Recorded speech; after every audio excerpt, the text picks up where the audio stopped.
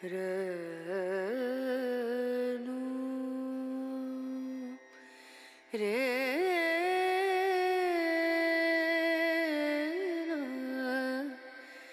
रे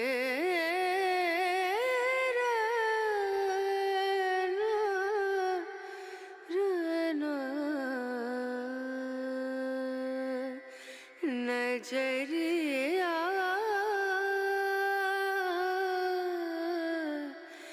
लागे नहीं कहीं ओ।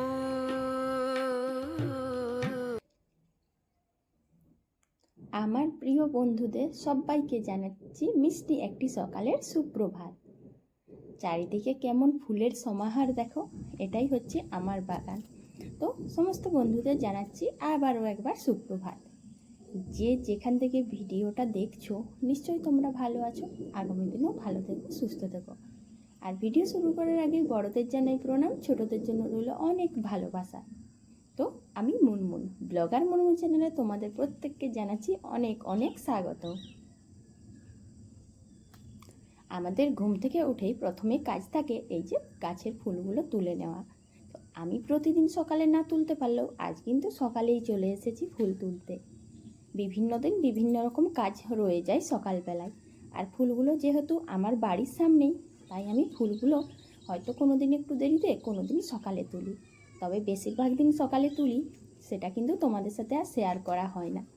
সত্যি বলতে আমাদের এই যে ফুল গাছগুলো না বাগানের বিভিন্ন জায়গায়, আর সে বিভিন্ন জায়গায় তো আর ক্যামেরা নিয়ে যাওয়া সম্ভব না। তাই এই সামনে যে জবা ফুলের গাছটা রয়েছে, ভাবলাম আজ একটু তোমাদের সাথে ফুল তোলা শেয়ার করি।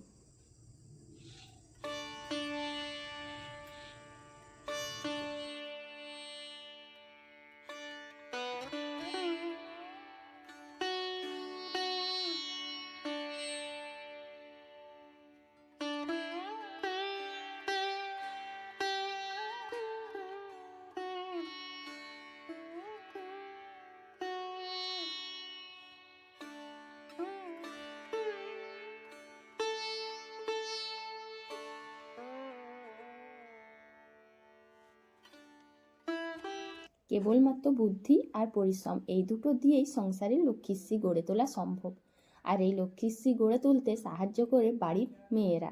তাই বাড়ির মেয়েরা যতক্ষণ না তাদের বুদ্ধি আর পরিশ্রম পুরোপুরি মন থেকে দিতে চায় বা মন থেকে দেয়, ততক্ষণ কিন্তু সংসারে লক্ষ্মী প্রতিষ্ঠিত হয় না বা লক্ষ্মীশ্রী গড়ে তোলা যায় না। এক কথায় বলতে পারি বাড়ির মেয়েরাই হলো সংসারের লক্ষ্মী। কারণ বাড়ির মেয়েরাই সংসারের জন্য নিজেদের সমস্ত সুখ স্বাদ বিসর্জন দিয়ে এই সকালে ঘুম থেকে ওঠার পর থেকে সংসারের সমস্ত রকম কাজকর্ম করা, তারপর বাড়িতে যে মা লক্ষ্মী থাকে তার জন্য ফুল তোলা, পুজোর বিভিন্ন রকম সরঞ্জাম জোগাড় করা, পুজো করা, তুলসী থানে প্রদীপ দেওয়া, বাড়ির সমস্ত রকম দিকটা খেয়াল করা, আর সঙ্গে বড়দেরকে শ্রদ্ধা সম্মান, আবার তারা কি খাবে না খাবে, বাড়ির বাচ্চাদের সমস্ত দিকটা খেয়াল করে একটা সংসারকে খুব সুন্দরভাবে একটা জীবন দেয়। জীবন বললাম এই কারণেই যে বাড়ির প্রত্যেককে ভালো রাখা, বাড়ির ভালো মন্দ দিকটা দেখা বা সংসারের কম বেশি খরচগুলো দেখা, মোটামুটি বলতে গেলে সংসারের প্রতিটা দিকেই দশ দুর্গার মতন যারা চালাতে পারে, সংসারটাকে আগলে রাখতে পারে, আর তারাই হচ্ছে মেয়েরা। তাই সংসারের বলতে গেলে প্রতিটি বাড়ির একমাত্র লক্ষ্মী হচ্ছে সেই বাড়ির মেয়েরা। তাই বাড়ির মেয়েরাই ঘরের লক্ষ্মী, আর ঘরের লক্ষ্মীকে সন্তুষ্ট রাখলে দেবী লক্ষ্মী সে তো অবশ্যই সন্তুষ্ট থাকবে। তো চলো তোমাদের সাথে ভিডিওটা শেয়ার করি যে মা লক্ষ্মী বা দেবী লক্ষ্মীকে সন্তুষ্ট করতে আমি সকাল থেকে কি কি কাজকর্ম করি। তো সব কিছু তো শেয়ার করা সম্ভব না, তাই সকালে উঠে করে ফুল তুললাম, ফুল তুলে করে একটু উঠোনটা ঝাড় দিয়ে দিয়েছি। আর উঠোনে যে মাড়ুলি দেওয়া সেটা তো প্রতিদিনই দিতে হয়, মাড়ুলিটাও দিয়ে দিয়েছি। তারপরে বাসন কোসন ধুয়ে মোটামুটি সকালের সমস্ত বাসি কাজকর্ম করে কালকের এই যে জামা কাপড়গুলো ছিল এখন একটু ফ্রি হয়েছি, বলতে গেলে বেশি না অল্প। আর সেই সুযোগে আমি জামা কাপড়গুলো গুছিয়ে নিলাম। তোমরাই বলো, একটু যখনই সুযোগ পাই তখন যদি আমি হাতের কাজটা না গুছিয়ে রাখি তখন পরে অনেক অসুবিধে হয়ে যায়। তাই সমস্ত রকম কাজ করে ঝাড়টা দিয়ে দিলাম। আর দেখলে তো তোমরা ওই যে ঝাঁটাটা ওটা একটু সেই কলপাটটা ঝাড় দিয়ে করে তারপর ধুয়ে রেখে দিয়েছি। আর এরপরে চলে এলাম স্নান করে রান্নাঘরে। রান্নাঘরে এসে একটু আমি বুদ্ধি খাটিয়ে নিই। এই যে আমি উনুনে যে কাঠগুলো দিয়েছি, এই কাঠগুলো জ্বলতে খুব অসুবিধা হচ্ছিল। সেই জন্য আমার একটা প্লাস্টিক আছে, খুব বড় প্লাস্টিক, সেটার মধ্যে বাড়িতে যত রকম প্লাস্টিক থাকে সবগুলো রেখে দিয়েছি। এই কারণেই রেখেছি যে এখানে তাহলে আমাকে আর বেশি খরচ করতে হবে না, বেশি কেরোসিন তেল ঢালতে হবে না। আর এতে করে কি হয় বলো তো, আমার কিছুটা পয়সাও জমবে, আর প্লাস্টিকগুলোও এদিক সেদিক উড়বে না, আর বায়ু দূষণও করবে না। তাই আমি প্লাস্টিকগুলো সবগুলো একসঙ্গে জমা রেখেছি, এতে উনুন জ্বালতে অনেকটাই সুবিধে হয়।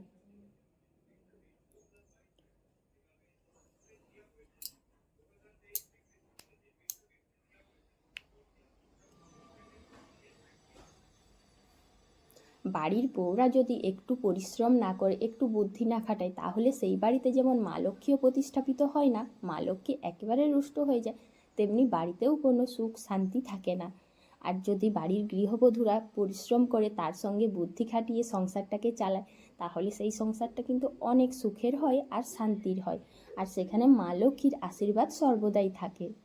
তো দেখো বন্ধুরা, আমি উনুনটা জ্বেলে নিয়েছি, আর এখন এই যে রান্নার জন্য বালতিটা এনেছি, বালতিতে জল আছে, এখন ভাত বসাবো।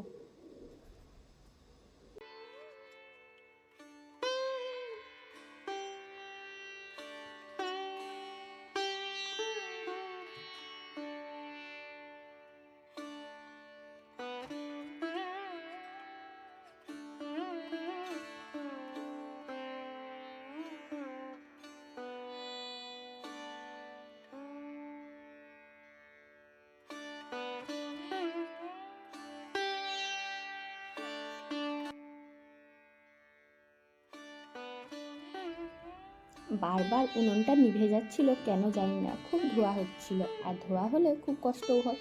কিন্তু কি করব, বাড়ির বউ, আর বাড়ির বউকে তো টুকটাক একটু কষ্ট মেনে নিতেই হবে, পরিশ্রম মেনে নিতেই হবে।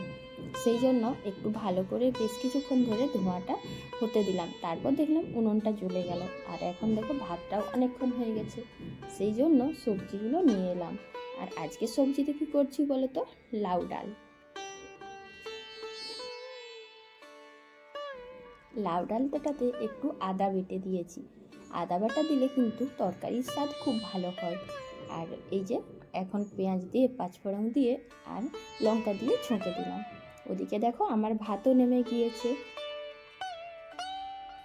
আর জানো তো বন্ধুরা, আজ কিন্তু আমি করব লাউ ডালের সঙ্গে লাউ খোসাগুলো। লাউ খোসা কিন্তু একদমই আমি ফেলিনি। কেন ফেলি না, এটা তোমাদেরকে খুব বলতে ইচ্ছে করছে যে আমরা যখন সবজি কিনে আনি, তখন কি হয়, দু রকম রান্না করলে দু রকম সবজি লাগে, কিন্তু আমি একটা সবজি দিয়ে দু রকম রান্না করি। লাউয়ের খোসা দিয়ে আর আলু দিয়ে লাউ খোসা ভাজা করব, আর একটা করলাম লাউ ডাল। এইদিকে আজকে ডিম খাওয়ার খুব ইচ্ছে ছেলের, সেই জন্য আজকে ডিমটা সেদ্ধ করে দিলাম। যেহেতু লাউ ডাল করেছি, ওটা বাবা খাবেন, আরও ডিমের ঝোল করব, তাই আর ডিমের ঝোল করলাম না, ডিম সেদ্ধ। এই যে একটু আগে তোমাদেরকে বললাম না, লাউ খোসা আর আলু দিয়ে ভাজা, এটা কিন্তু মনে হয় যে হ্যাঁ, আমি তো আগে বলতাম যে লাউ খোসার আবার ভাজা, লাউটাই তো খাওয়া হয়, কিন্তু না বন্ধুরা, এটা যেমন খেতেও ভালো, সেই রকম কিন্তু এটা করলে তোমার সাশ্রয়ও হবে। দুটো সবজি অথচ দুটো সবজি রান্না করছো, অথচ একটা সবজি দিয়েই হয়ে যাচ্ছে, লাউ খোসাটা আর ফেলতেও হলো না, তোমার সবজিটাও হয়ে গেল। কত ভালো, তাই না? এরকম ছোট ছোট বুদ্ধিগুলো যদি আমরা খাটিয়ে থাকি সকাল থেকে রাত পর্যন্ত সমস্ত বিষয়ে, তাহলে দেখবে আমাদের সময় আর খরচ অনেক বেঁচে যাবে।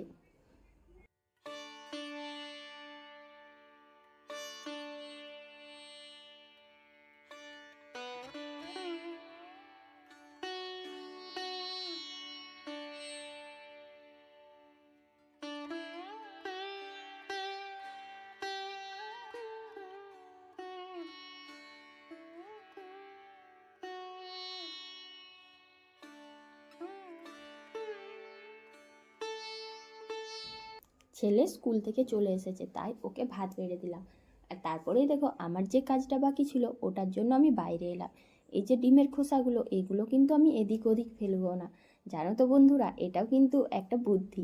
এই যে ডিমের খোসাগুলো দেখছো, এগুলো অনেকটা করে গুঁড়ো করে দিচ্ছি, আর গুঁড়ো করার পরে গাছের গোড়ায় দেব। এটা আমাকে একজন বলেছে, তাছাড়া আমি অনেকের কাছ থেকে যেমন শুনেছি, আর এটার কিন্তু আমি ফলাফলও পেয়েছি, গাছের গোড়ায় দিলে এর অনেক উপকার হয়।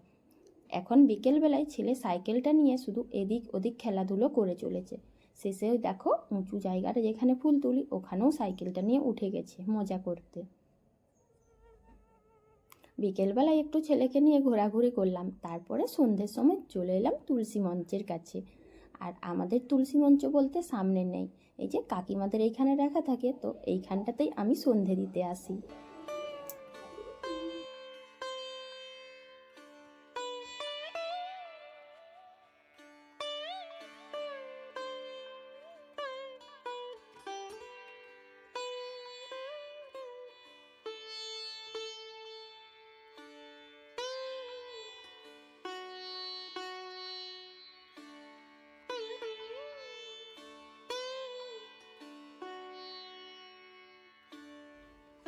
সকালবেলায় ঘুম থেকে উঠে ফুল তোলা থেকে শুরু করে বাড়ির সবার জন্য সমস্ত রকম কাজকর্ম করে দেওয়া, বাড়িতে সবাইকে সুখী রাখা, সমস্ত দিকটা দেখে তারপরও আবার বাড়িতে লক্ষ্মীশ্রী গড়ে তোলার জন্য সময় মতো ঠাকুরকে ধূপ দেওয়া, প্রদীপ দেওয়া, পুজো করা, এই সমস্ত নিয়ম আচারগুলো বাড়িতে একমাত্র মেয়েরাই করে।